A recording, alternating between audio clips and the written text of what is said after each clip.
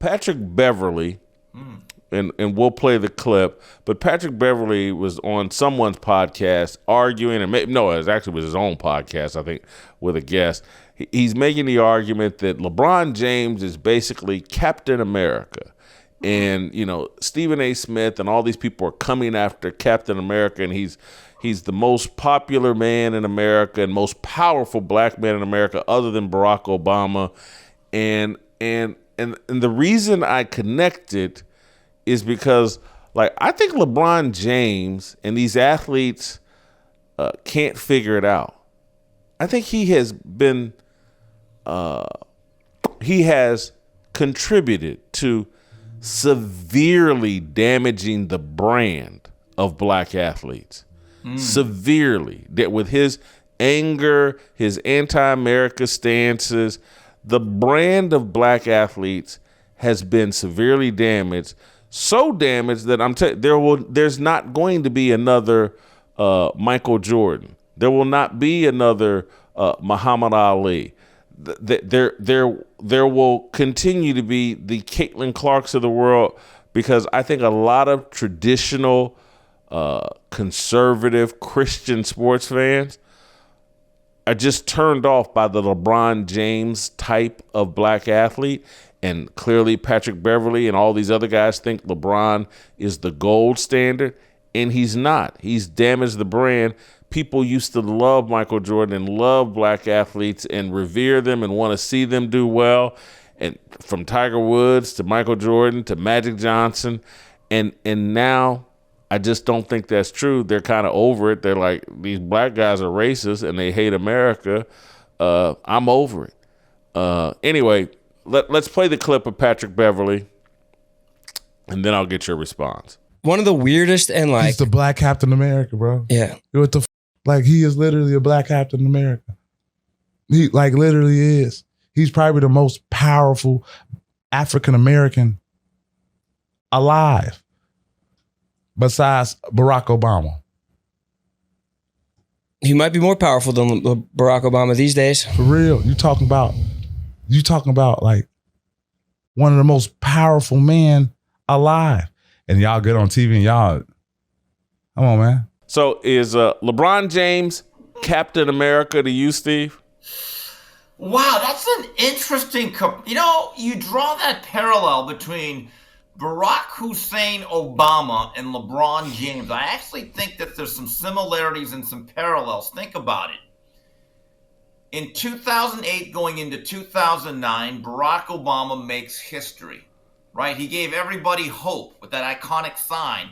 He was held up as the American dream in a post-racial America, and what a dignified leader he was going to be. I think you could make a case that he was as popular an incoming president to many people as we had seen in a very, very long time. For most of my adult life, I've struggled with my health, feeling sore and low energy. But Relief Factor, it's changed all that. I feel better, I move better, I think better. And here's the thing, it's only $20. You've got nothing to lose. In fact, about 70% of those who order Relief Factor go on to order more. Begin your journey, start your transformation, reclaim your life. Relief Factor. Fast forward to 2024 in this election, you're reading a lot of reports that the impact and the influence of Obama and his wife is waning. People are sick of it. They don't want to listen to the guy. They don't want him to have any influence. And just to draw another relationship here, Michelle Obama's podcast, it's about if it was a movie, it'd be Snow White. It's been a bust. Nobody wants to hear it. Nobody cares what they have to say. And to a certain degree, you look at LeBron James. When he came into our consciousness, summer of 2001 and 2002, he was the chosen one. For a very long time, he was looked upon as the heir apparent. And I would say that for much of his first run in Cleveland, with or without a title, people admired him. I think there was an understanding that after Kobe, there's no doubt he's going to be the best player for a very long time. But as soon as he made that decision to take his talents to South Beach, his approval rating, I think, has gone up and down, up and down. It's fluctuated to a point that he's become as polarizing as Obama is in the political field? Polarizing is the right word, but also I think he's just undermined his likability. Yeah. And I think Obama has done the same thing. And certainly Michelle Obama has done the same thing, to the point that, people are actively, and again, she's supposed to have this big, enormous fan base. She's supposed to be an Oprah Winfrey-like media personality and kind of beloved, and a following of black women and white women that will follow her to the ends of earth. They won't listen to her podcast. Trust me, if black women and white women, liberal women, had the kind of support that allegedly they have of Michelle Obama, they would listen to her podcast. She has no popularity. This is being proven with this podcast release that her and her brother are doing, that people are actively not watching. And I think the same thing has happened to Obama. These guys have overplayed their hand.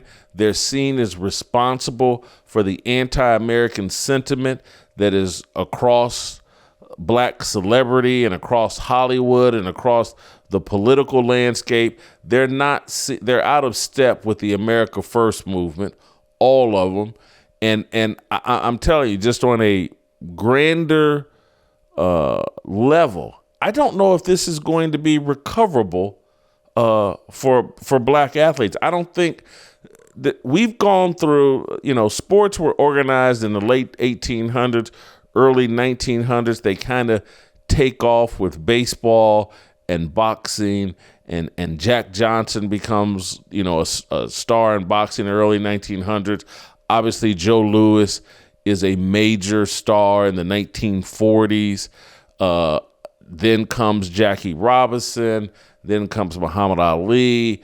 And then Michael Jordan, Mike Tyson. And yet, black athletes have dominated American sports and American fandom. And that narrative and that story has driven a lot of TV ratings. And I think these guys have completely destroyed that. And I'm talking about LeBron James. And it's like Patrick Beverley. Wet the tip of your finger, stick it in the air, and see which way the wind is blowing. It's not blowing LeBron James's way. You can't be Captain America when you're actually Captain Anti-America. Right. And when I think of the NBA, the perception is, to a lot of people in this country, it is a league full of malcontents. They complain too much without a sense of responsibility, but with a complete sense of entitlement. Think about it. They get paid tens of millions of dollars, and they actually complain about the conditions. They don't play back-to-back games. Many of them get load managed. They have great accommodations. And there seems to be a disrespect of the older generation, which, by the way, has actually caused a divide within even in the basketball community. So it's not just simply, in my view, a black-white issue in terms of the divide.